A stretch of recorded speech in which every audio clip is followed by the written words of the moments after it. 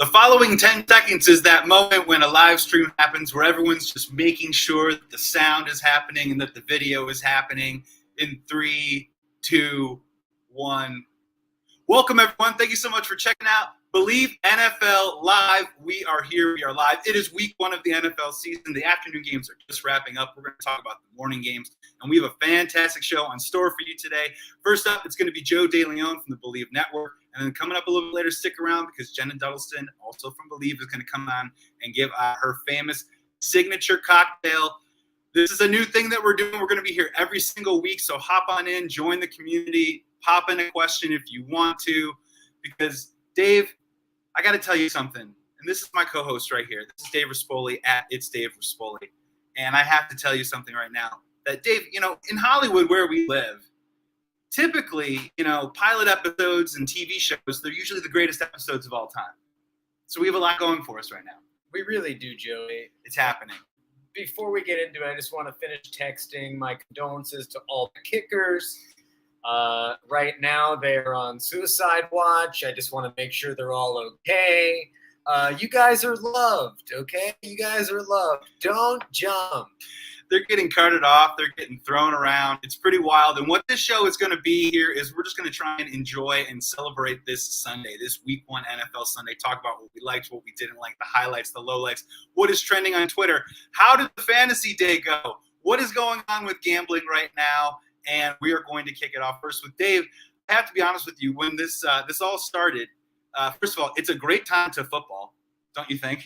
Fantastic commercial.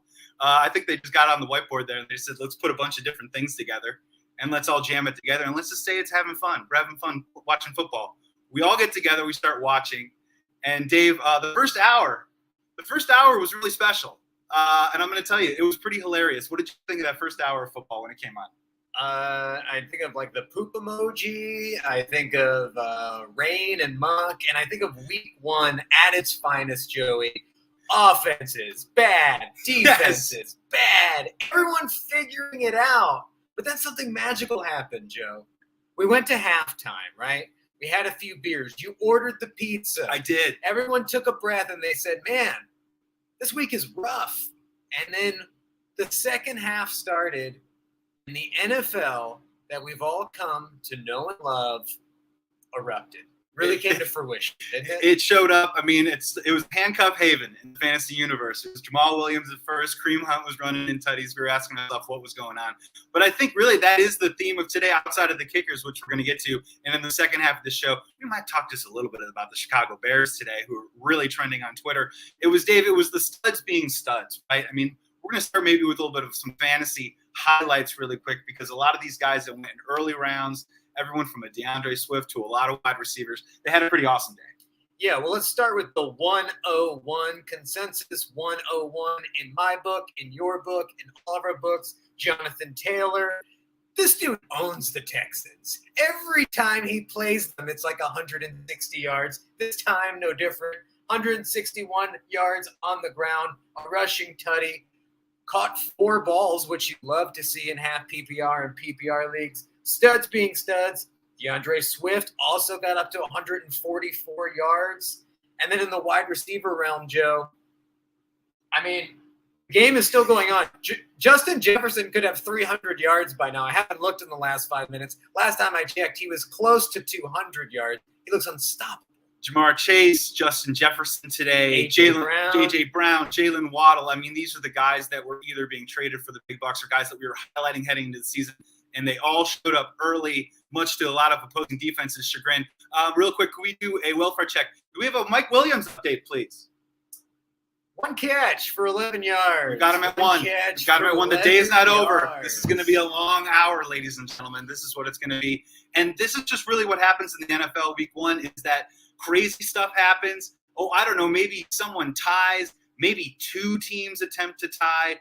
And, Dave, are there any really major upsets that you see on this board here? I mean, I'm kind of looking at it right now. Commanders at Jags sort of sticks out to me right now. I think the Jaguars heading into this season, throughout the offseason, Doug Peterson, Trevor Lawrence, offense anew, feeling good about themselves. And then the Commanders and Carson Wentz.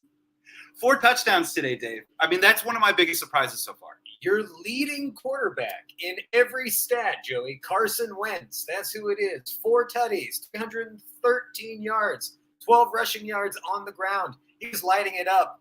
Love to see my boy Jahan Dotson. You know I loved him coming out of the draft. He caught 2 tutties.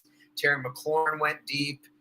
Finally looks like Scary Terry has like a decent quarterback. That's all he needs after having Heineke and Fitzpatrick and the this guy's just had like a murderer's row at quarterback so far. It seems like all of a sudden Commanders fans may have something to look forward to. Despite the sad news of Brian Robinson, Antonio Gibson had a great game on the ground and through the air. I don't know. I like the way this team's trending. I'm ready to overreact, Dave. Carson Wentz. It's week 1. Look, I mean, the guy, we know that he's good for multiple tutties usually throughout the week, making mindless, insane errors that actually costs his team games. Maybe don't show up in the fantasy box score. 4 touchdowns is a great start, right? And you saw a little Antonio Gibson, which was great to see. But it's a little bit of a wait and see here. I mean, moving around the board, let's talk about Eagles-Lions really quick. I think that was perhaps maybe the best popcorn game of the morning. Dave, after Hard Knocks, after Dan Campbell cried and screamed, pleaded with his team to come out there and get a week 1 win, it just didn't work out. The Eagles stood up, right? They're a preseason darling, and they were able to get it done largely on the back of, A.J. Brown, and 216 rushing yards as a team. Yeah, that team dominated. 3 different running backs made it into pay dirt. Kenneth Gainwell, Miles Sanders, and of course, it wouldn't be an Eagles game if also all 5'5" Boston Scott didn't make his way into the end zone as a power back too. Plus, there's Jalen Hurts. I mean, this team is built to rush. They have a great O-line. But I really want to give it up to the Lions. 35 points of offense. They only had 10 at the half, and then they really came up with an offensive game plan that I really liked in the second half. I think they should feel pretty good knowing that they have Jamal Williams, DeAndre Swift back there. Amon St. Brown found the end zone. Yep. Mind you, just minutes before his brother did. If you're watching Hard Knocks, you know that dad trains. He's really intense. He makes them train really hard, and it paid off today. And the Bears have a St. Brown, the better Brown, if I might say so myself. But no, and what was also interesting about the Lions is you look at this DeAndre Swift line, 175 all-purpose yards, a touchdown. But Dave, early, I think a lot of fantasy people and a lot of other people in the NFL are asking themselves questions, right, of Jamal Williams finds the end zone twice. They're still feeding him the rock. That's not going away either. So, I mean, I know it's week 1 and we're looking at it, but they're still sticking to that game plan from last year, which is both those backs in the backfield. Yeah, this is a 2-headed monster, as are most backfields, as we're seeing. A.J. Dillon just scored not too long ago. I'm sure all the Aaron Jones fantasy managers are upset about that. But this is the new NFL. There's very few bell cow backs. The Lions aren't one of them. But if you have DeAndre Swift, I feel encouraged. He did have a ton of short yardage usage, maybe not around the goal line. He had all of the third down usage, and that's where a lot of the really good fantasy points come, especially in half PPR league. So I feel pretty encouraged. I would not feel that encouraged, though, if I was a Travis Etienne fantasy manager right now, Joe, because James Robinson coming back from an Achilles looked really good. Look, 66 rush yards, a rushing touchdown, and a receiving touchdown. That's not going away. Dude was breaking tackles. He just tore his Achilles. Christmas. Etienne only got 4 carries out of the backfield in week 1. I mean, this is a guy that a lot of people are banking on and excited for. Of course, the Jaguars lost the game, so moving forward, maybe he gets more involved. Maybe that helps them give themselves a better shot at winning games in the future. But again, it is only week 1. And then finally, we're bringing in Joe DeLeon here in just a second. Dave, guess who's back, baby? Michael Thomas. Welcome back. Who knew? 600+ days since that man played football. Didn't show. Didn't look prime. Mike Thomas snatching balls out of the sky from old LASIK Jameis. You love to see it. Welcome back, Michael Thomas. Let's see what Michael Thomas did. 5 for 57 and 2 tutties, Joe. Yeah, and Jarvis Landry showed up. Jameis Winston, 269 in the air, 2 touchdowns. It's a great start again. A lot of people heading in the year were like, can we trust Jameis Winston? Also, you have Taysom Hill picking up 81 rushing yards too as well. That dynamic effect for the Saints is back in play. and they pick up a win against the Falcons. Falcons, look, played pretty well, right? We'll talk about them a little bit later. But, the Falcons are in a rebuilding year. So if you play great, you come up a little bit short, and you lose the game, it is not the worst thing in the world for the Falcons at this particular time. So it's time to bring in our first guest here on Believe NFL Live.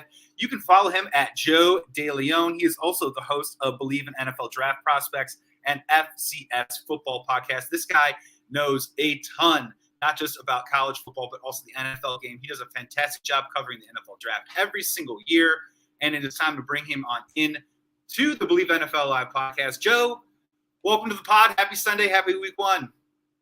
Yeah, it's an exciting slate of games that we've had so far today. A lot of unexpected outcomes. I'm just trying to get through the heat that we're still dealing with here in Los Angeles. It's really dragging me down a little bit, but overall, nice to have some football back. Just to go behind the curtain really quick, it was like 125 degrees. Then it rained, Joe, and then now it's just a sticky hot mess. Oh my God, yeah, that we got hit with the rain on Friday, and then right now it's unbearable. I'm over in Marina, so it's a little bit cooler. My air conditioning is fighting for its life right now, just trying to keep me cool. Yeah, if you were to look right off camera, right here, we're hugging the AC unit. We're just two gentlemen in our late 30s, huddled real close, shoulder to shoulder by an AC unit. Speaking for fighting for its life, we'll get to Baker Mayfield here in just a little bit. But, Joe, I want to get your take really quick. When you sit down for NFL Week 1, I woke up early today. I think a lot of people woke up early today. They were so excited to just dive right in. We're going to be doing this every single week right here. What was your take on the first hour or so, the first quarter and a half of NFL action across the NFL? Yeah, I mean, all the games that we started out with, we were in, that feeling out period. There were some of the games were unexpected as they started, especially that Patriots game against the Dolphins. The Patriots look super flat. Same thing with the 49ers.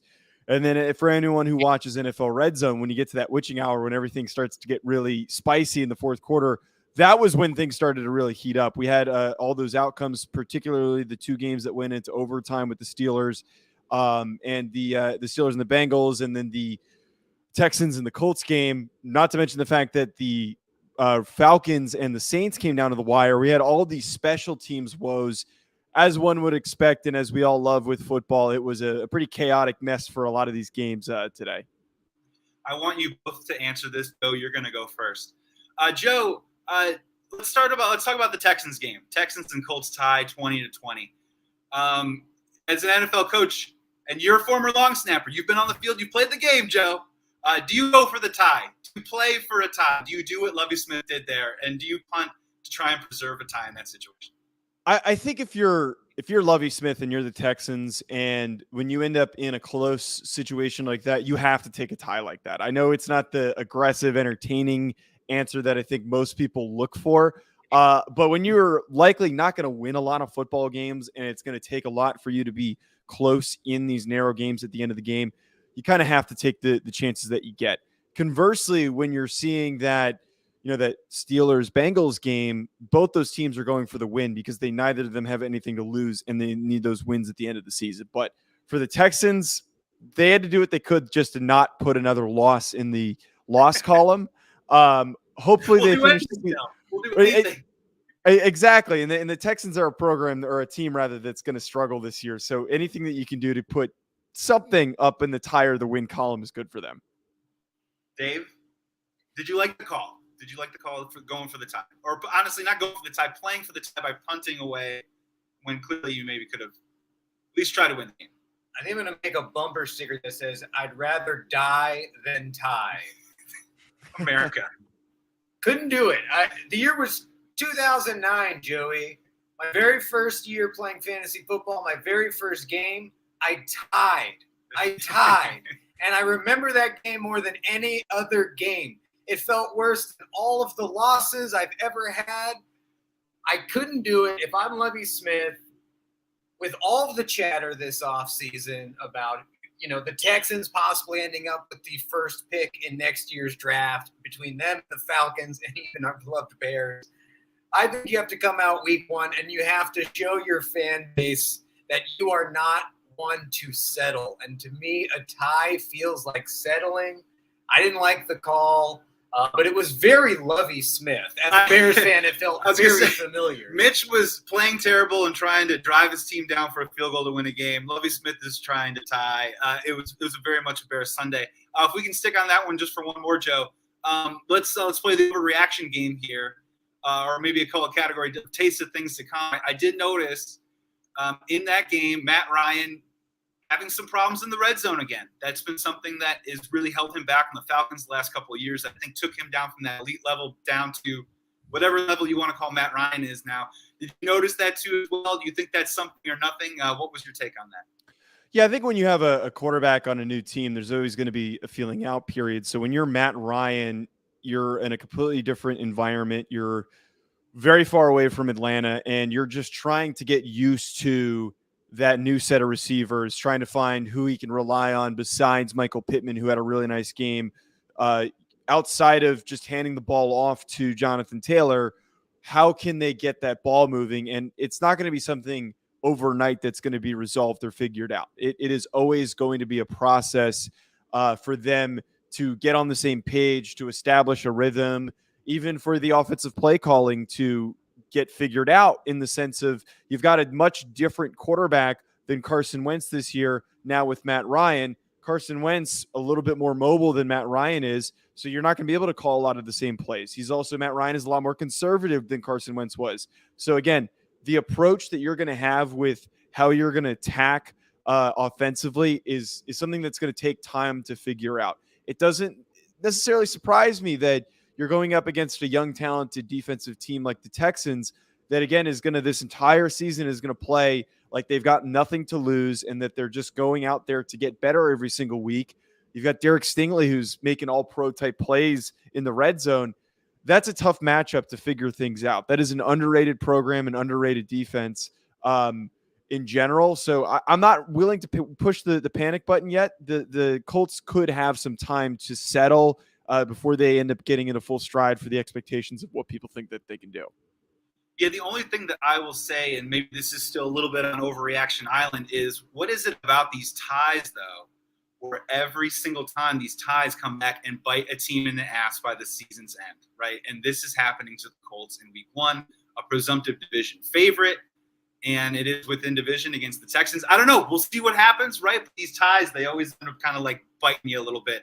I want to flip over to the game that, I'll be honest with you, we had on our other screen today, partly because of the partial of the love of my life and being a Steelers fan, but also it was a really entertaining game. Steelers-Bengals, Joe. Speaking of ties, we were so close. So close. We could taste it. Mitch Trubisky could taste it. And then the very end, the Steelers come out on top.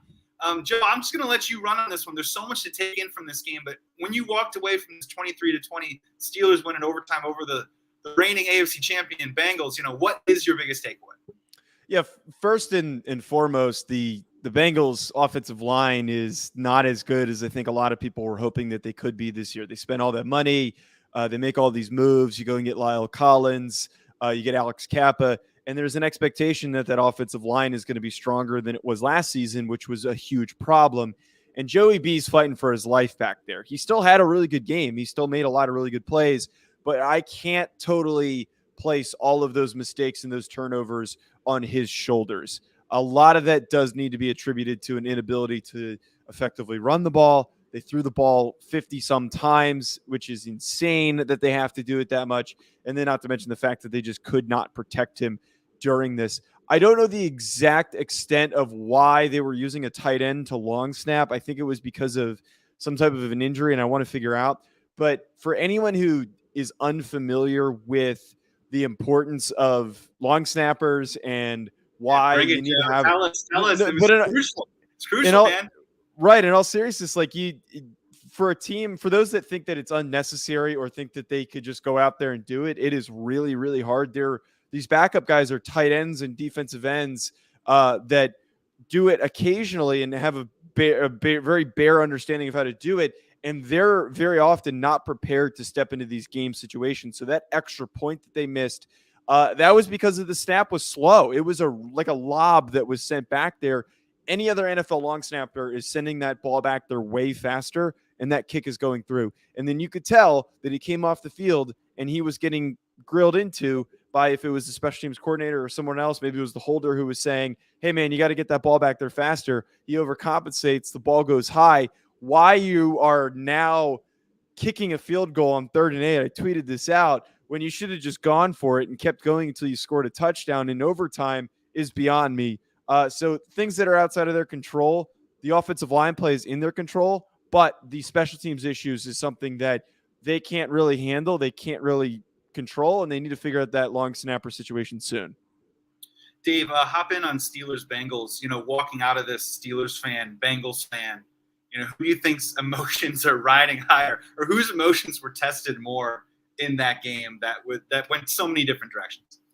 I mean, it was an emotional roller coaster for both. We have Steelers fans that are probably already clamoring for Kenny Pickett after stall drive from Mitch Trubisky, something we know oh so well, Joey. They also had 6 injuries, was it? Najee's banged up. Towards the tail end, too. Watt maybe tore his pec. There was an eye injury I heard from Mike Tomlin to one of the players. Lots of injuries going on, but I think to what Joe was saying earlier about the Bengals O-line, I think that's one of the biggest stories right now going into the Bengals, if I'm a Bengals fan. Joe Mixon had 27 attempts, didn't even clip 90 yards. That's 3 yards a carry. He was struggling getting hit behind the line. They couldn't get the run game going. Joey Burrow throws 4 INTs. He was constantly getting thrown to the turf. It didn't look good, Joe. And look, let's give credit where credit's due. The Steelers are still one of the top defenses. They showed us that they're one of the top defenses when it comes to turnovers. They did that. They brought it against a division rival. But I think if I'm either team, I'm not feeling really good coming out of this game. I feel like this was one of those true dogfights where both of them are limping coming out of the fight. Yeah, I'm with you. If I'm a Bengals fan, I'm actually not too worried about this game. Those interceptions in the first half, I think, are going to be uncharacteristic. I think we're all agreeing that Joe Burrow is going to play the rest of the season. Jamar Chase looks amazing. We'll see how T. Higgins moves forward, getting a little dinged up there in that game. Joe, I want to throw this back at you because, and this might be too easy of an answer now because we don't know the story with T.J. Watt. T.J. Watt walks off the field. We see him on Twitter. It's trending right now of him saying, I think I tore my pec. Mm-hmm. My biggest thing coming out of this game was that the Steelers defense is for real. That defensive line can take advantage and eat up bad offensive lines and stack up with the best.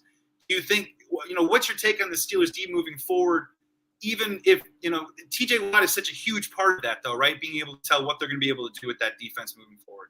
Yeah, as somebody who tore a pec in college, it's definitely not a fun injury. And as soon as I saw him coming off the field, I immediately knew that. How did you do it? What happened? I was benching in during the offseason, and I was maxing out on bench. And as I was going up, it just popped. So I was very lucky, very, very lucky that I had some good spotters when I was benching, because otherwise that might have ended a lot worse than it did. But I knew immediately. You a lone gym ranger, might not worked out for you.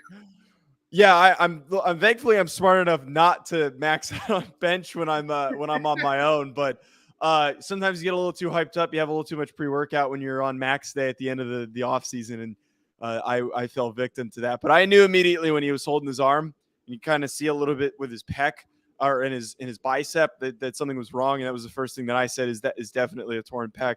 Maybe at least it's a strain, and you only lose him for half the season. And I believe JJ, his brother, had a similar injury, and he was gone for about half of a season. But you lose TJ, you still have a really good defensive unit across the board. That's a really quality defense.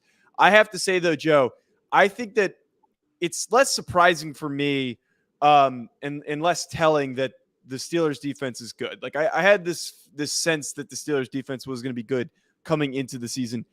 The more major takeaway that I get from the Steelers from this game is that they're screwed offensively. They can't move the ball. There is absolutely no way that they're effectively going to be able to beat teams that don't turn over the ball 5 times.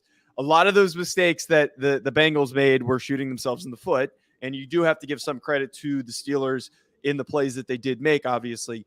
But if teams are a lot cleaner and they don't turn the ball over, some of those games could very well be lopsided, and they might not necessarily be blowouts, but they could be 28-7 losses that they're suffering throughout the season because if Najee's not running the ball effectively and he's not picking up yards, outside of that, Mitch is clearly not good enough to move this offense. That's the key, Joe. And I think for a lot of Steelers fans, and I'm sure a lot this week is going to be about Mitch Trubisky versus Kenny Pickett, right? It almost, as much as maybe Kenny Pickett has a higher ceiling and he played really well in the preseason, you're nailing it right on the head. It's really going to come down to Najee to have success on both sides of that, no matter which quarterback that is. And if that offensive line can't get that push, and we'll see Najee left the game hurt too as well, another casualty to a really, a hard-fought win, but, is the collateral damage done for the Steelers team moving forward, just based on what these injuries are going to be like to key players. Joe, I want to move on to a game that some people had circled on their calendar. I know one guy did. Fantastic actor, sometimes quarterback, now Carolina Panthers quarterback, Baker Mayfield. A lot of chatter heading into the week about how he was going to show his previous team what's up, basically, that they made the wrong decision letting him go. And, the Browns just came out and did what the Browns did. What was your biggest takeaway from that game? Just in general, I think Baker was pressing too much. It felt like Baker was out of sync, and I don't know if part of that was just him thinking like, man, I got to go out there and smack these guys and prove them wrong and prove these Browns fans wrong for the way that they treated me, the way that they talked about me. And he's always been a guy like that has always approached playing the quarterback position in a vindictive style, in a very aggressive style, which I don't know if that really works at the quarterback position when you need to be even keel and you need to maintain your composure to win football games. He had a lot of nice plays. Don't get me wrong, that Robbie Aronson touchdown and some nice long throws that he made. I think that once he maintains his composure and he kind of settles down a little bit and he's not facing the Browns, they could recover and go on a nice consistent run and have a nice finish to the season because they have a very soft schedule. They do have one of the weakest strength of schedules this season. But outside of that, I think that the Browns are going to be playing with fire until Deshaun comes back. And I don't fully know if Deshaun is going to be the same quarterback that he was because he looked pretty sloppy in the preseason. Jacoby, I don't know if he's going to necessarily get the job done. Nick Chubb and Kareem Hunt looked really freaking good. Both of them had huge, massive games, big chunk plays that they both picked up in this game that kept the offense moving. But I didn't really get a whole lot from Jacoby Brissett, and part of me wonders if that is a team that is still going to be in the market for trading for someone. Maybe they do try to move for Jimmy Garoppolo if there's a willingness to make him available from the 49ers end. But Jacoby might just be enough to keep them afloat until Deshaun gets back. Well, Joe, if Trey Lance plays the Chicago Bears defense every single week, they might want to keep Jimmy G around for a little while. But that's coming up a little bit later in the show. Dave, I want you to hop in real quick because, what's interesting about this Panthers-Browns game with the Browns coming out 26-24 over the Panthers is that I think this was a gambling favorite this week. Browns were favored by 1.5 on the road. And for whatever reason, I think a lot of people either didn't understand that line or were either scared by that line and really wanted to hammer the Panthers as a really great go against and get a home dog win there. And Browns were able to come out with the victory. Dave, hop in. Just talk about Nick Chubb. Illustrate more what Joe's talking about with Nick Chubb and Kareem Hunt. Nick Chubb, 141 yards, but Kareem Hunt with 2 touchdowns. From a fantasy perspective, this is probably the best dual backfield you think probably going in the game right now. I mean, Kareem Hunt is a player that is a viable starter moving forward, or where are you on that? It's the Nick Chubb show. No, I mean, Kareem Hunt is going to get a lot of the passing down work and a lot of those high-value touches. He's a weekly flex play for me every single week. And Nick Chubb is one of the best pure rushers in the league, and he showed that once again, 141 yards on the ground, But if they fell behind, they were up a lot of this game, and it was close a lot of this game. In games that the Browns fall behind, that's when you're going to lose a lot of that value with Nick Chubb. He's not used at all in the passing game. No catches for him in this. I do want to say, though, Joe, I think lost in the shuffle of this whole narrative stream with Baker Mayfield is also how much the Browns wanted to make Baker pay for all that has happened. It's fair. Myles Garrett came out of the gates hungry. He got 2 sacks in this. The secondary was playing top-notch at one point. I think Baker Mayfield still thought he was on the Browns when he threw it directly to them in the start of the second half. But I thought the Browns looked good. And as long as the Browns' defense continues to play well, Jacoby Brissett did not turn the ball over. the offense is going to run through those two backs. And if you have either of those two backs, I think they're weekly starters. You're starting them every week. Yeah, and if you don't have them on one of your fantasy teams and they're in the other starting lineup, you're going to be cursing them out a little bit, but that's just the way it goes, and that's the Cleveland Browns backfield. Joe, before we get you out of here, I want to get your take on what we've seen so far. I don't believe the game is over quite yet with the Packers. Dave, if you can, real quick, afterwards, give us a quick update of what's going on with all the scores. But, Joe, what have you seen from Aaron Rodgers? I mean, I saw Christian Watson drop a beautifully thrown ball by Aaron Rodgers right through his hands. And I was with a bunch of Bears fans, and we laughed hysterically. What have you seen from that offense so far?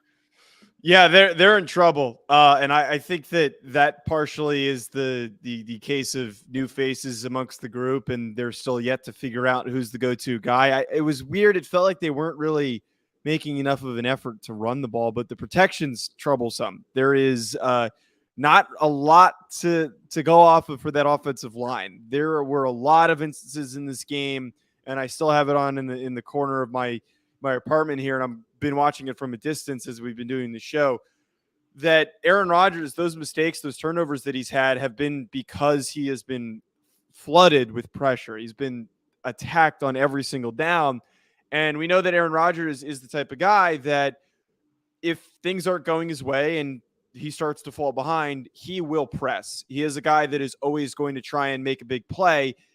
And a guy like Aaron Rodgers, yes, when he tries to go for and make a big play, he's one of the few in the NFL and the few in NFL history that can make those huge throws, make those huge highlight plays to win you football games, to keep you in football games. But at the same time, you're not going to get that every single time. That's where mistakes come into play. Any quarterback is going to make mistakes when they're trying too hard. They're trying to do too much.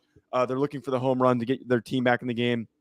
So I think that it's not necessarily hit the panic button. I feel like every year when the Packers start off with a messy loss, 38-3 last year against the Saints, week 1. Yeah, everyone hits the panic button, and then someone emerges as a good receiver, and then they figure out their identity. Aaron Rodgers is one of the most temperamental quarterbacks in the NFL, probably the most temperamental quarterback now.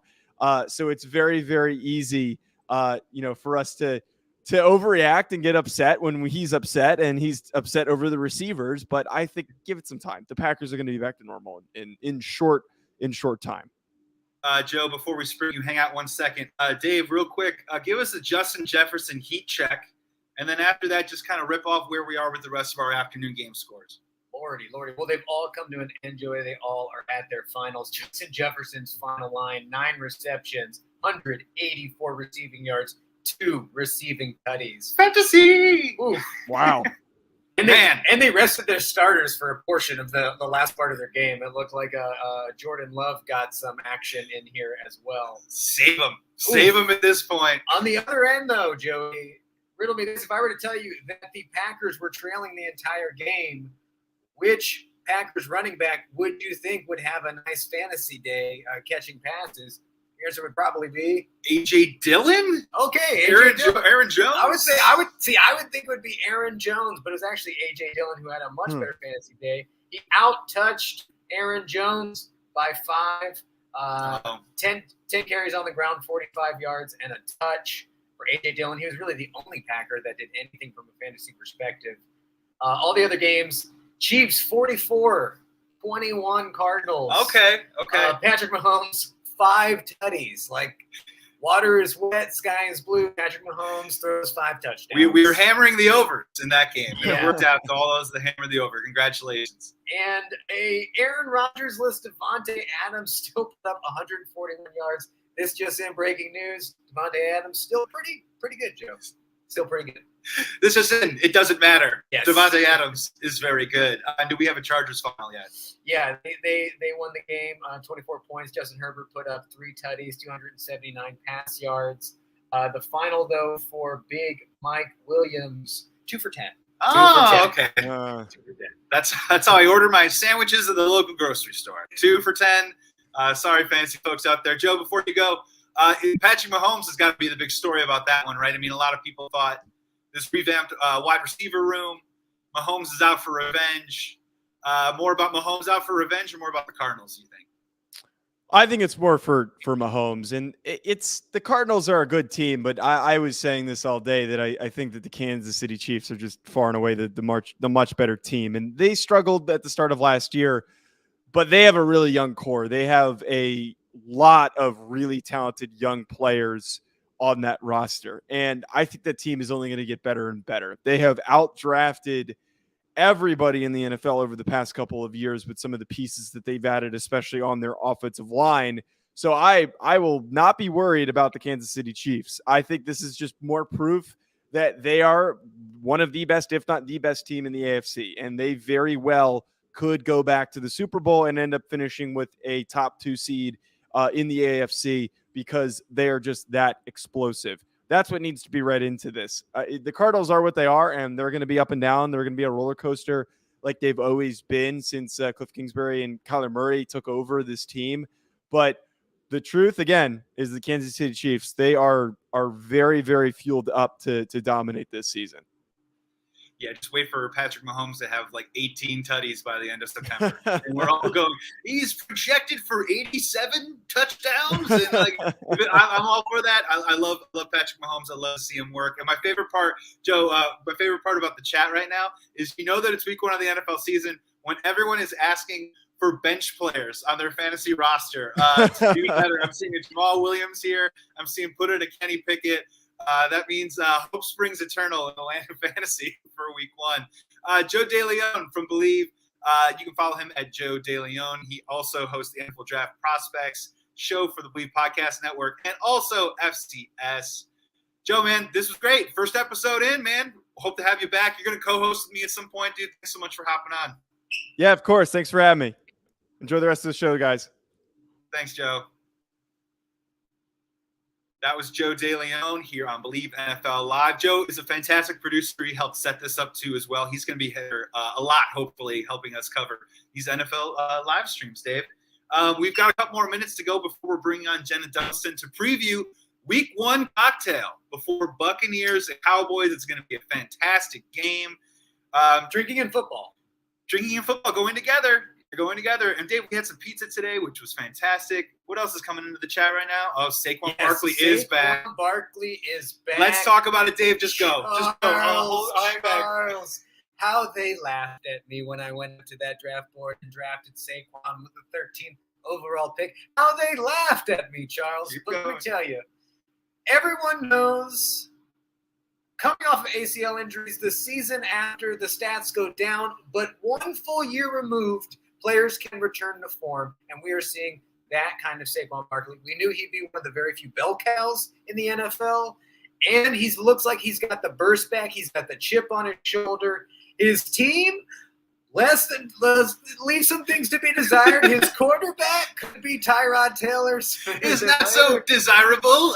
There's a lot of desires out there. But fantasy, Joey, garbage time counts. Thank God. So that was really fun. That's going to be one of the big storylines in the fantasy community and the NFL community as a whole because, let's be honest, Saquon Barkley is fun to watch. And when Saquon's on the field doing Saquon things, Sundays are just a little bit better. And that was the thing, honestly, that's one of my biggest takeaways from week 1 is that some of my favorite players that I just like to watch, I'm not even necessarily always rooting for these guys, but man, Jonathan Taylor, Jamar Chase, Justin Jefferson, Mike Thomas, Patrick Mahomes. Mike Thomas, I don't know if I root for Mike Thomas, but he's back. He's trying to get back into our good graces. And Saquon Barkley, all these guys shown out huge today. Joey, hold on. You left someone off that list, Joey. Come on. He had 2 tutties. You're alone on this island, my friend. No. Oh, O.J. Howard. O.J. Howard. Joey is the biggest O.J. Howard stan there. If you're right now, you're going, who's O.J. Howard? Exactly. He got cut by the by the Bills. I still was probably going to draft him in fantasy. That's how much I love O.J. Howard. 2 tutties today down in Texas. Can you believe it? Folks, it felt like 2018 all over again. Mike Thomas, Saquon Barkley, O.J. Howard. Juju Smith-Schuster. It was fun. It was a fun week 1, Joe. Thank you so much. Thank you, O.J. Howard. Just keep it coming, buddy. I'm going to spend mucho money on you in the fab budget. Keep the comments coming in, you guys, about the players that you love. Maybe someone that disappointed you. I mean, we can go for some Aaron Rodgers vitriol if you want to. He's on 1. And Dave, you know what? Before we bring in Jenna, just real quick, Bears are 1-0. And we're going to talk with Jenna a little bit about it, and then we're going to break it down after we enjoy her delicious cocktail with Dave. 19-10, the Bears win. And here's the best part about it right now is if you go on Twitter, one of the highest trending topics of the NFL right now is Justin Fields, his offensive line and the offense, making a sprint, diving headfirst, doing a nice little belly flop slide in there. Dave, I saw it coming. Were you that surprised? I mean, we were surprised after the first half, right? Yeah, I was pretty surprised, Joey. But once I heard the forecast, I could smell a Bears W. I said, this smells like a Bears game. This sets up to be a Bears game. What's funny is this game was like looking in a mirror. These are two teams offensively that were kind of like, you guys going to do what we're going to do? Should we just do what you guys are going to do? The Bears literally started copying what the 49ers were doing because what we were doing was so terrible. You know, you're right. Yeah, two sophomore quarterbacks drafted just a few spots ahead of each other. And before that year, Joey, we were talking about who the Bears are going to get. Maybe it's going to be Trey Lance. Like, we were starting to settle into that idea that maybe the Bears are going to land Trey Lance, if not Justin Fields. So it was a gross game. It was a wet game. It wasn't fun to watch. It was a Bears victory, but baby. It was a Bears W. And it's got me thirsty. Dave, if you don't mind, can we go grab to the fridge real quick? We're going to bring Jenna in here right now. I need to have a cocktail. I'm going to get you myself some peppers. Yeah, it's Believe NFL Live, week 1. The Bears have won. I don't think I'm going to be able to wear this jersey a ton this season, so forgive me if I'm not being super profesh, but I'm sorry. The Bears won. They're 1-0 right now. We're going to have a cocktail, and we're going to bring in our producer from Believe, Jenna Duddleston here. She's got a fantastic cocktail. She's coming in right now. She's coming in live from Chicago, too, as well. Jenna, welcome to the show. Hello, guys. Thank you so much for having me. And I feel like I just need to say this to get this out in the open. I am still in utter disbelief that we won today. I just am. Cheers. Cheers. Yeah, I've learned being a Bears fan is like dating your ex. You get back into it every year. You know you shouldn't do it. You choose to do it. And what's really, really, really bad right now is you're like, is there potential? Should I hang around? So romantic rainy game. Have they? I know. No, well, again, they've changed, yes, but I kind of I feel numb to it, to be honest. Well, in this analogy, though, you're back at that person's place and their apartment still stinks, just like the field was still terrible today. The field is still garbage, unfortunately. Jenna, you're in Chicago right now. Tell us where you are in Chicago, and tell us, is the rain as bad as it looked as it was on TV? And all of Chicago just has to be so happy that the Bears won today. Okay, definitely everyone is happy that the Bears won. It was worse. The rain was worse than what it looked like on television. No joke. So I am about I'm less than 10 minutes away from Soldier Field.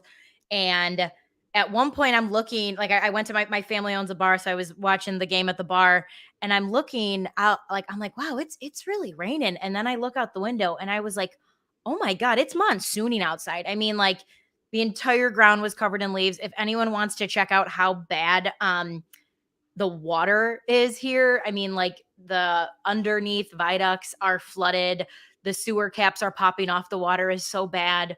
And it's all on, I retweeted a bunch of it on my Twitter page. You can go check it out. So yeah, the rain was really bad, but it looked like a giant slip and slide. It looked like a lot of fun. It made me feel like a little kid again, especially that, meme now of Justin Fields just sliding in and the rest of the team. That's the meme of NFL this year, I feel like. It's kind of the moment of the day, right? It's the hottest thing that's trending on Twitter. I'm not even being a homer about it. It's doing so very well. It's trending. And how cool was that? I mean, Justin Fields, clearly this offense in that first half, they weren't doing very well. They came out with a win, but they're feeling themselves right now. It's a fun feeling with a young team. It is. It's a fun feeling. You can tell that things are starting to click. Everyone in the bar was like, okay, I think Fields just needs to run the ball. That was a collective agreement as a whole in the bar was just let Fields run the ball. Our defense obviously still needs teeny bit of work. But again, I think I'm not going to get too optimistic, but it's a good start. That is what I'll say. I'm just trying to set myself up for a very realistic season, but I am pleasantly surprised by what I see so far. Yeah, Jenna, I'll echo that, and I'll say that the one thing you can get excited about, which we as Bears fans are not used to, the memes are coming out. Joey, you'll understand this, but there was a second half adjustment. I don't even know if we know what that means. yeah, things changed. For years. What's that about? For years, it's been like, oh, we're doing something really dumb in the first half, and then the second half we go, we're going to do it some more. And that's what we do. And this time around, we made some adjustments. We moved Fields out of the pocket. We're able to get him in some motion out of the pocket, rolling out to his left, getting some guys open. A couple of those names, Joey, that we all made fun of in the offseason, big plays. Dante Pettis, Equinemius St. Brown came up big for us. Get used to them. They're heroes. They're heroes today, that's for sure, as we celebrate this Sunday. So, Jenna, it is time here. So this is where we are. The end of the afternoon games are over. The night game of the Buccaneers and Cowboys has not yet begun, and people right now watching this, and hopefully watching this later, they're buzzing a little bit. They're asking themselves, how do I get ready for this night game? You are here to present a fantastic cocktail, a signature cocktail for week one. And also, please plug all the wonderful things that you're doing for the Believe Network, not just as a producer, but for your content too as well. Thank you. So my show is called Bar Talk with Jenna. You can find me. It's at Bar Talk with Jenna across the board.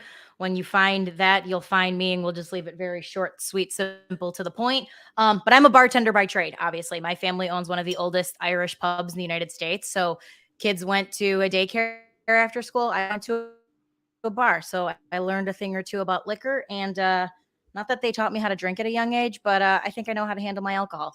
And with that being said, I have a really great drink that not only is an upper, but I think it's going to be really fun for Cowboy fans and honestly just all football fans right now, because it's that time of day where, let's be real, we've probably drank too much beer. We've had too many carbonated seltzers. You still want to drink, but you don't want to drink something that's like way too far off the rails, right? Let's be real, Joey, it's coming, okay? So I am teaching you guys how to make it's called a Tipsy Texas tea, okay? And what I love about this is you just need 3 ingredients, so very short, very sweet, to the point. You are going to take your tequila. I am a big Casamigos fan. I just love it. It's so much. Like me and George Clooney, we just like have our own little thing going on here. So you are going to do 2 ounces of tequila. I suggest that you make this in a mason jar. For those of you who don't have this little guy, a little jigger, you can it's like 1 finger. So again, eyeballing it, it's really easy to do. One piece of advice though, when you are making drinks, is never make it too strong. And the reason why, and I learned this from someone and it was really smart. I know, hear me out. It's easy to be like, I'm going to make this thing like super strong and super aggressive, but sometimes it's not balanced and sometimes it's not good. Yeah. Right? It happens. Okay. And then you it go does. home early. So yeah. And you end up having, then your drink sits there, it's watered down, it's not enjoyable. So you don't want to do that. And I want you to be able to enjoy a drink all day that is balanced. So again, less is always more in this sense. The same goes for women who wear too much makeup, okay? So in this sense, less is more, okay? And now what you're going to do is you're going to take half of a lemon, and I'm going to be honest, I have no idea what the hell this thing is called. I just know I've been using it now for a while. And you're going to squeeze fresh lemon juice in, okay? If you do not have this, you can always just do like the lemon juice from the bottle. It's totally fine. I feel like I'm going to like lose this shit. Oh, there we go, okay. But again, you just want it to be fresh. It's just so much better, personally. Add some ice. And then last but not least, you're going to take some tea. I prefer unsweetened. That's just a personal preference. But you can totally make it sweet if you want. Drink what you like and drink how you like it. And then I like that. Just add a nice little lemon wheel on top. And then that's it. That's your drink, and you have a nice little tipsy Texas tea, getting ready for the Dallas Cowboys to play. I bet all Dallas fans think that they're going to win, and who knows, they actually might. Because honestly, if there's anything you learn in week 1, it's that anything's possible. So, cheers, guys. Cheers. Mike McCarthy. Yeah, cheers to week 1, everybody. Cheers to week 1. Right. This is good. Sundays are back. Sundays are wonderful. Mike McCarthy's going to have the tipsy teas flowing all night tonight, hopefully with his coaching decisions. Right. And my favorite part about it, when we were talking about this, sincerely, when you were talking about what cocktail you wanted to do is, I love a tasty cocktail, but if something has 4, 5, 6 ingredients in it, and the 5th ingredient is the thing that you only use for that one cocktail ever, and then it sort of sits in your fridge or in your cupboard or whatever, it's not quite as fun. Those 3 are really easy things that you can just get super fast and make a really nice cocktail. Exactly. And I think, you can never go wrong with a can of beer, right? You can never go wrong with a seltzer. But I am someone who I like to change it up from time to time. And I like liquor. I love tequila. I really do. But I totally am with you, Joey. You just want to make it simple and you want to make it sweet. And to me, this is simple and sweet. And I mean, you probably have these things in your house already, right? Now you're done. That's the idea. Especially if you're going to be drinking all day. I like that it also has a bit of caffeine in it, Yeah. Bears could have lost today. This could have been off the rails very quickly, and I think would be a good balance. Yeah. I could have been very aggressive and slightly depressed coming on today, and I'm not. And I'm really happy that I'm in a good mood. And since I'm in a good mood, drinking tequila puts me in an even better mood. So we're gonna stay up here all night long. I was gonna make a cocktail, but I drank all the booze before I even came on. The booze is just gone. Jenna, I want to ask you a couple of fun week 1 Sunday NFL hypothetical over unders. Dave, I want you to weigh in too as well. And I think, I don't know if I got this number right, but I put a lot of thought into it. In America today, over under 2.5 million shots ordered.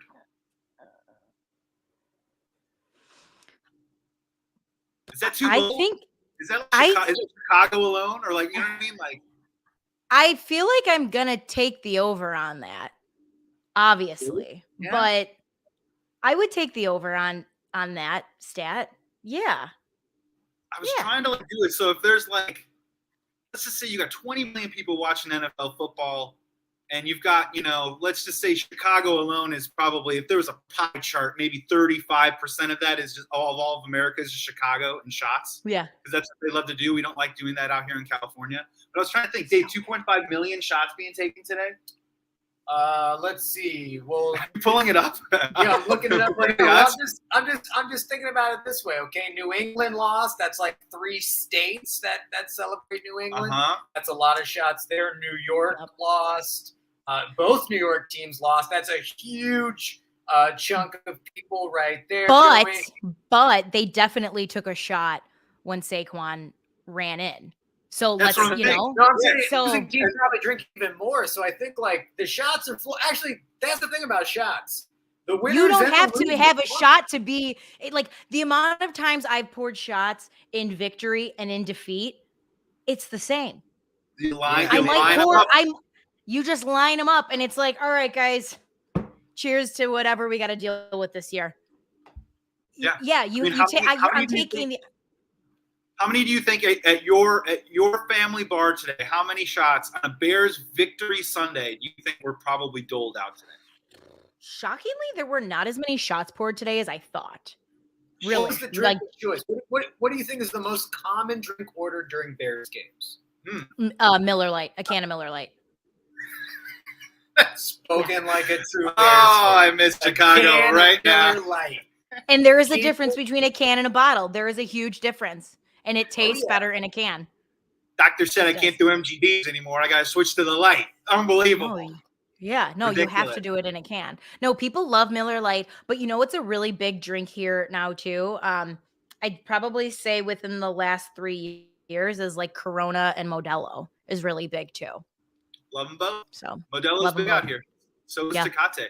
My other one for you was so the Bears won today. So this might be an easy under, but let's just say the city of Chicago, over under 2,000 people that their friend has to call the Uber for them because they're no longer functioning as people. They're too drunk. We have to call them an Uber. We have to get them home, and their arms around them, and they're saying that they love them, but they have to get them home. Over. I'm taking the over. I think so too. It's a big day. I was in Chicago a month ago, and it was the first preseason game of the year, and we were walking around, and me and my wife, we were like, what is going on? And it was the first preseason game. Bears jerseys everywhere. I totally forgot. Just when people were getting drunk that day, this was week 1 and a victory. I think over. And most people that I know, like, so I do week 1 with the same group of people that I've been doing it with since I was probably 23, and they've been doing it for, 10, 15 years prior to that. They all take off on Monday. Everyone takes off on Monday. It's like a thing. Like my one cousin tells his boss, he's like, listen, you know what I'm doing. I work well.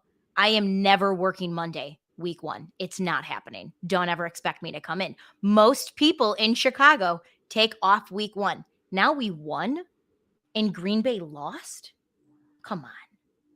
Just the Sabbath. I might still show up at work even though I took off, just knock on the windows and let people know that we won, Yeah. Rub it in people's face. Pull one of those Ferris Bueller situations and just try and just get through the day with some sort of like WeWork, some sort of Zoom situation. Yeah. That's going to be me tomorrow. Yeah, well, see, my problem is I usually on week 1, no matter, this goes for any NFL team, are you the type of person that has to take the Monday off after a loss, or do you have to take the Monday off after a win? I think that says a lot about what kind of fan you are. Also says maybe a little bit about how you like to cocktail on Sundays too as well. Because when they lose, that's when I don't go to work. Well, and the other thing too, Joey, is I didn't realize this, but people in Chicago, like, we define Sunday Funday.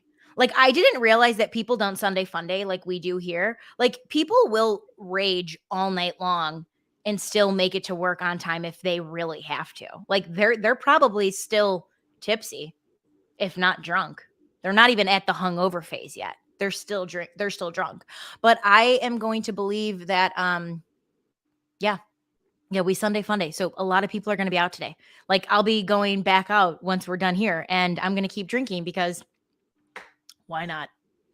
No, and that's what today is. I mean, a week 1 of all of them too. Once you start getting to week 8, week 9, week 10, bye weeks start happening, plans, holidays, whatever, birthdays. But week 1, everyone takes it off.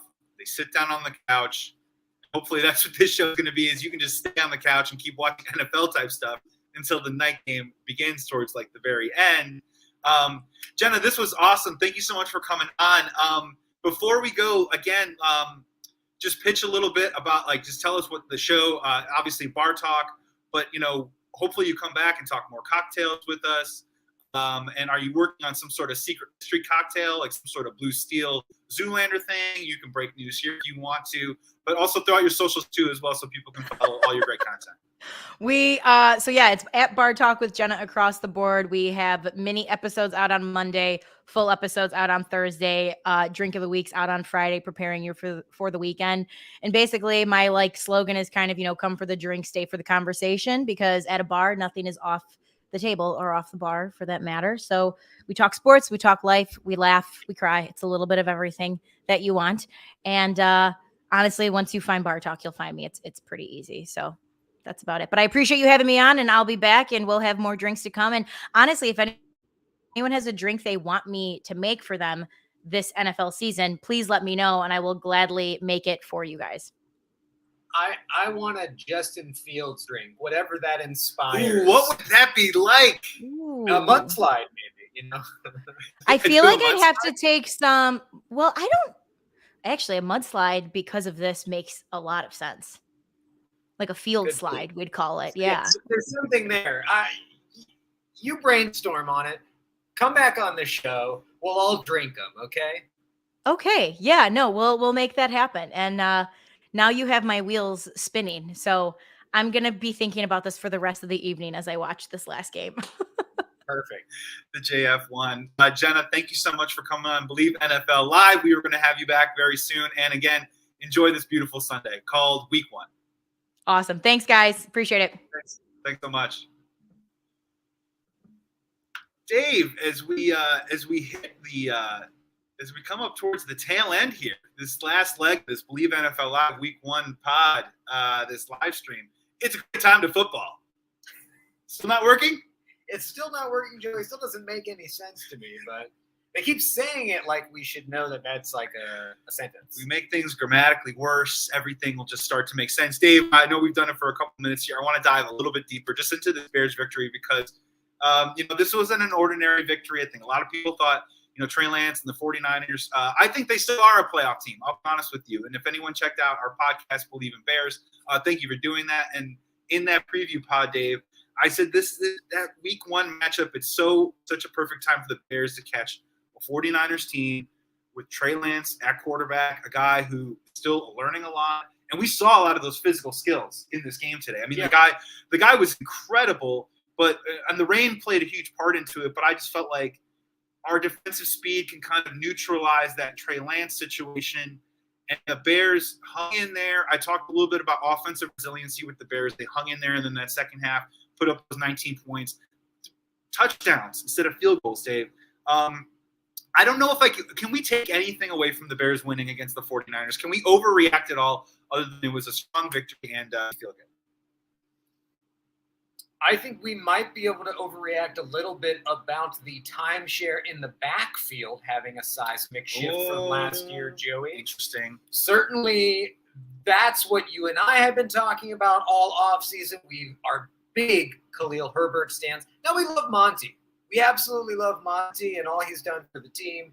But let's be honest, there's just something special that happens when Khalil Herbert's on the field. It's like all of a sudden the whole team has a little more juice. Yeah. And Khalil Herbert had all of the goal line work this time around. I think if you were to ask me, what the split would look like and who would get what, I would have put Monty as our definite goal line back. But it looks like it's Khalil Herbert, and the dude converted. Okay, the dude made it happen. And we thought this might happen from a Getsy system coming over from the Packers, a team that utilizes 2 backs, kind of a thunder and lightning type vibe. But it's kind of looking like our A.J. Dillon is actually Khalil Herbert, and our Aaron Jones is David Montgomery, who got a lot of our pass down work this time around. But David just couldn't get anything going. I don't know if it's all David Montgomery's fault. Yes. We kept running it right off the guard, and it just looked bad every time. And we switched guards, and it wasn't working out from the very beginning. No, you're totally right. And I think you're hammering on something, in terms of moving forward about what the Bears are going to have to do, where I think a lot of the things that people were criticizing the Bears about coming into the season offensively showed up in week 1. The offense, for the most part, did not function really at all outside of a couple of runs here and there. 19 yards. That's what Justin Fields had going into the half. Going into the half, I think he'd only completed 3 passes. The offensive line was a bit of a problem. Justin Fields' decision-making was a little bit of a problem. But again, and I hate to say, this is something that I came up with in the preseason, and I brought it out there that I think what we're skipping on just a little bit is we can look at the talent on paper, and we can say Justin Fields is inexperienced. We can play that game, but there are going to be moments where Justin Fields is going to make 3 to 4 unscripted plays that you can't imagine or analyze or crunch or do anything like that. And he's going to make those type of plays. And those could be the differences in the game. And he did that, Dave. Like that Fields pass to Dante Pettis was a play that you cannot script. Matt Eberflus himself called it a scramble play. And I think that's the type of stuff that might have the Bears hanging games a little bit longer than a lot of people out there are projecting them to be. I think this is one of those rare games, Joey, that if you are a Fields believer or you're a Fields hater, you saw both. Yeah. Your narrative came to life. Yeah. And you feel the same coming out of this game. If you don't believe in Justin Fields, you saw plenty of reasons to go, this guy isn't really the answer. He can't really do it at this level, at this speed. If you're a Fields believer, maybe you looked at this game and you said, yes, but he has intangibles that you can't get from a Nick Foles, an Andy Dalton, a Mitch Trubisky, just a natural raw talent.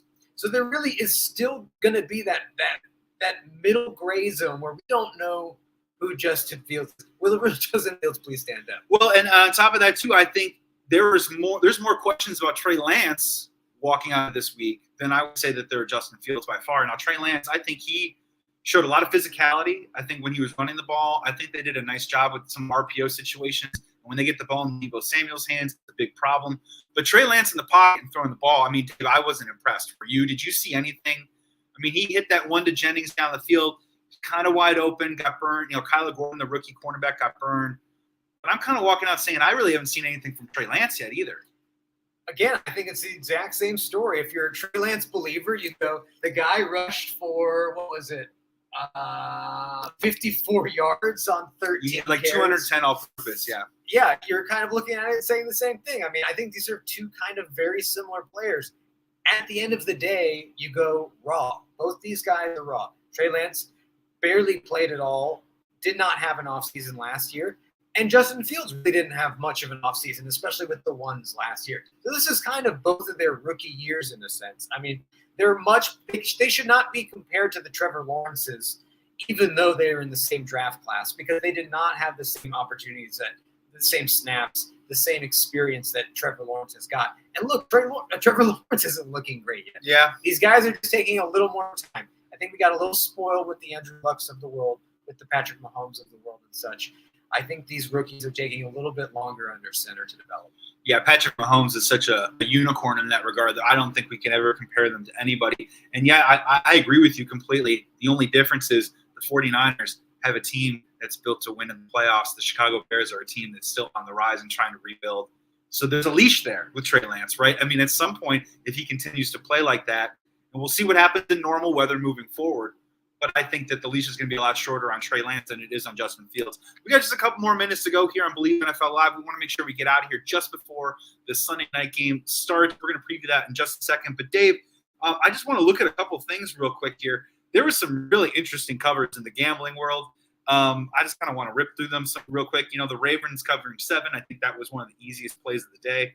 But we have the Dolphins covering 3 points. They pick up a victory. What was really interesting, the Browns covering at 1.5. A lot of people, I think, ended up taking the Panthers there. The Eagles -4 did not cover. The Lions covered that spread, which I think is going to have a lot of split money out there in Vegas. And, of course, the Steelers beating the Bengals. The Bengals were 6.5-point favorites heading in there. And then the Falcons covered, too, as well. So the Falcons covered. The Lions covered. Which one do you think is a bigger surprise there in terms of closeness of the game? Honestly, I think it's the Falcons. Yeah. I mean, I think we look at the Lions, we look at Hard Knocks, we think the tides are kind of turning. I feel like their era was pointing up coming into this season. I expected them to take a small step forward. The Falcons, I would have penciled. I would have put it in pen. Number 1 pick next year. Worst team in the league. That's what I said. Without question. I picked up the Colts defense in every fantasy league I'm in, Joey, salivating over this week 1 matchup with the it was the Saints, yeah, with the Atlanta Falcons, salivating at this week 1 matchup from a defensive standpoint. New Orleans usually has a very stout defense. They're usually in the mix. I thought they were going to give them a lot of trouble. 27-26, they almost did it. The Atlanta Falcons put up 26 points of offense. I don't know what did Vegas have them at? It wasn't over-under, but Saints had a 5.5-point spread in their favor, and the Falcons, they lost the game, but they covered the spread. Without Kyle Pitts doing much, 19 yards for Kyle Pitts.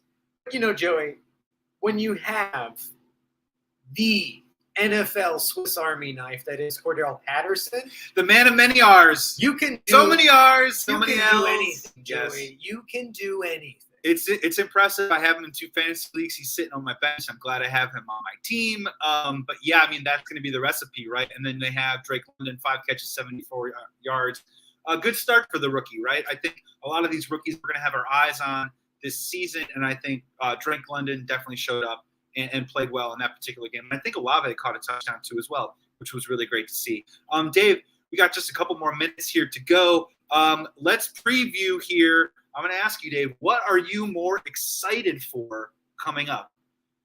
Tampa Bay Buccaneers versus Dallas Cowboys or Monarch on Fox? It's Monarch, Dave. Susan Sarandon. She'll shoot you with a gun. It's an empire crumbling. Do they have enough strength in the family to withstand it? Will they bend the law to make sure that the successful reign of their lineage continues? It's Monarch, only on Fox. Which one is it? That's probably the football game. No! Yeah, that's probably the football game, Joe. It's probably the football game. I mean, unfortunately, the better question is, what season's going to be longer? Is Monarch going to get canceled before 17 weeks, or are we going to have a full NFL season? I think that's the question there. And I love Susan Sarandon, but, man, it's Yellowstone meets Succession. Meets Nashville. Meets Nashville. Meets Nashville. Can't forget. Enough said, Joey. I'm going to say this football game. Look, the GOAT's playing, Joey. Hate him, love him. You can't look away. Talking Mike McCarthy, I hear you loud and clear. Yeah. I'm talking about Tony Pollard. Yeah. Okay. No, I mean, this is an exciting game, and there's a lot to watch for here. I mean, Julio Jones is now in the Bucs. Russell Gage is active. Godwin is active. Godwin is active. 4 wide receiver sets on the Bucs is going to be fun. Pick your poison. Mike Evans, Julio Jones, Russell Gage, Chris Godwin. They don't have Gronk. Who cares? Uncle Lenny's in the backfield. I'm always excited to watch the Bucs play. And then on the other side of the ball, Joey, I'm going to be interested to see which Zeke we get. Was it Zeke weeks 1 through 4 last year before he tore his PCL? Was it the latter Zeke? How much of a split is there between him and Tony Pollard? And I think the biggest storyline, Joey, is outside of CeeDee Lamb, because I just saw Jalen Tolbert is inactive. I would have had my money that Jalen Tolbert, their rookie, was going to be in 2 wide receiver sets. He's inactive. So I think it's Noah Brown and James Washington is inactive. Jalen Tolbert is inactive. I honestly don't know who's on their wide receiver depth chart right now. If you're in the chat and you do know, please tell us. Google it. No, you know what this means, Dave. It's going to be a lot of Dalton Schultz tonight. And I think a big question, too, as well for the Cowboys is we've talked a lot about their offensive line. Tyron Smith, I think, is going to suit up tonight. I think he's going to play. That ties right into Zeke, too, as well, because they think, a rejuvenated Akeem Hicks and a still very stout, talented Buccaneers defensive line. That could be a huge issue for the Cowboys. But I'm going to be honest with you. I think I'm going to go high scoring in this game. I think based on a little bit of what we've seen from week 1, some of these offenses do seem a little ahead of a lot of the defenses out there. So I would not put it past a Tom Brady Buccaneers team, a Dak Prescott-led Cowboys offense to put up some points in this game. I think the over-under is 50. Man, that's a Vegas zone number for me. I'm going to be rooting for the over on that one, but that might be a little bit of a stay away. Dave, who do you got winning that game? Yeah, I think it's going to be the Bucs in this game. I feel pretty confident about that pick. I think the Cowboys' offensive line is very banged up. They're not as good as they once were. They're no longer quote-unquote elite. The Bucs' front seven is. They have a stout run defense. Once they shut that down, we mentioned outside of CeeDee Lamb, what really is there. And then you look at the offensive weapons on the Bucs side of things. I could see if the over is 50, I could see the Bucs taking up 30 of those points. And we're doing that thing where we're all kind of saying, what is Tom Brady going to look like? Tom Brady, is he committed to football? TB 45, is this his last season? All this stuff. And when this kind of happens, Dave, what ends up happening? Tom Brady throws 4 touchdowns. Yeah, he makes us eat it. This could be one of those nights. He makes us eat it. One of those nights where 3-4 touchdowns could easily be in the offing for Tom Brady. Dave, man, this is the home stretch, man. This was Believe NFL Live Week 1. Can you say right now off the top of your head, not to put you on the spot, but what you think the highlight was? What was the highlight of the day? The highlight of the day, Joey, was randos scoring touchdowns. Here's my quick list of guys that scored touchdowns today that really made you upset in fantasy football. We're going to work on theme song. Here we go, Joey. Yeah. Brandon Bolden, Kenneth Gainwell, Boston Scott, of course, Taysom Hill, Dante Pettis, Equanimeous St. Brown, Jamal Williams, Ty Montgomery, Devin Duvernay, Curtis Samuel, Sterling Shepard, and why not Robbie Anderson, ladies and gentlemen. You forgot one, and it was in the he was in the Chiefs game. A guy named Jody Fortson. Did Jody score? Now Jody scored. Jody scored, and I'm getting a live feed from our producer. He is available on the waiver wire. Oh, good. The fantasy waiver wire. He is available. So stop what you're doing, drive erratically, and run to the waiver wire right now and make sure you pick up Jody Fortson. Yeah, it's that kind of week, right? That's week 1. That's week 1. I think instead of not too many upsets here, but some wild games. We almost saw a tie. We almost saw 2 ties. Chicago Bears won. I mean, there's a little bit of everything right here, and we didn't talk about it a ton, but, man, the Ravens look pretty good today. Yeah. We've talked a little bit about Lamar Jackson. Who's he going to throw the ball to? Well, he was throwing it to Rashad Bateman, and it looks pretty good. And Duvernay had a good game, too, as well. So the Ravens took care of business today. Kind of a little bit of a quiet storyline, too, as well from this. Yeah, also, and look, it was against the Lions, but on both sides of the field, up until garbage time, the Eagles looked really good. Yeah, and they're a team that I think a lot of people are thinking might take a step forward. They kind of took the training wheels off of Jalen Hurts. They went out and they got A.J. Brown. Do not sleep in a very, very winnable division. Do not sleep on the Eagles this year either as a dark horse. And that's one of those funny games, week 1, right, is that the Eagles could be really good and the Lions just could be a little bit better, or it could all mean absolutely nothing in a month from now. That's the truth. And that's the beauty. That's the beauty of the NFL season. And we're going to be here on Believe NFL Live every single week, breaking down after the afternoon games, right before the night game. You can check us here at 4 p.m. PST, that's Pacific time, 6 p.m. Central, 7 p.m. Eastern. Also follow us at Believe Sports, Believe Network too, as well, for all the great latest updates. I'm Joey Christopoulos. You can follow me at Joey Sports. I'm the host of Believe in Bears, former Bears defensive end Corey Wooten. Dave Rispoli, my great co-host here, my tutty guy. You can follow him at It's Dave Rispoli too as well. Thank you so much for checking out the Believe NFL live stream. We're going to check you back next week. Thank you so much for coming to hang out. Throw a comment and question below. We are happy to answer it for you. And enjoy the rest of your Sunday. Be safe, be well. Thank you, Jody Fortson. Thank you from the bottom of my heart. That's NFL.